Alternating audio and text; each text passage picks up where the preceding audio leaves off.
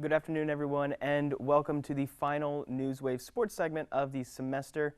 And let's get right into it. Covering Trinity sports, and only Trinity sports this time, there's been a lot of activity since our last meeting, starting with football. The Tigers won their first playoff round here at home with a resounding 20-6 victory that was far more impressive than the scoreline suggests. Quarterback Tucker Horn had 300 yards and 2 touchdowns, with both of those going to fellow fifth-year senior Ryan Merrifield in their final home game in the maroon and white. Unfortunately, they couldn't keep up with the number 1 rated North Central Cardinals, falling in a 28-71 final score up in Illinois. The loss puts Trinity's final record at 10-2, finishing the year undefeated at home. It also wraps up the careers of numerous Trinity players with a combined 41 seniors and super seniors on the team.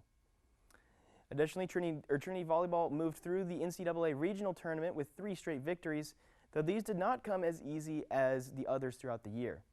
The Tigers won 3-1 in 2 of their 3 games, with their second match against future SAA rival Barry going to a 5th set, which Trinity won 3-2. Trinity advanced to the Elite 8, where they lost to number 2 ranked Juniata 3-1 in a tightly contested final set.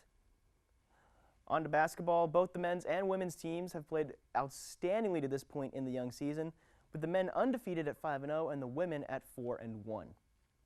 Following departures of key contributors such as A.J. Clark and Ashlyn Milton on both teams, many wondered who would take the step up to lead both of those respective teams. They found their answer in the freshman class with massive early season play from Christian Green and Jamie Reedy in their first 5 games.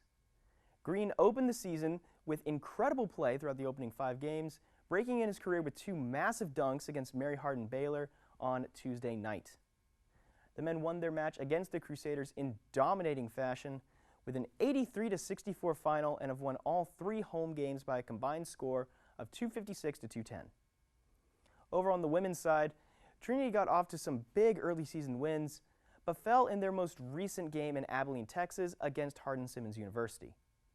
The team saw the departure of all-time leading 3-point shooter Ashlyn Milton, but the mantle was picked up well by freshman Jamie Reedy, who has been electric in her opening as a Tiger. Reedy was critical in the Trinity Invitational, which saw her nail 7 of her 10 shots from deep in just the first home game alone.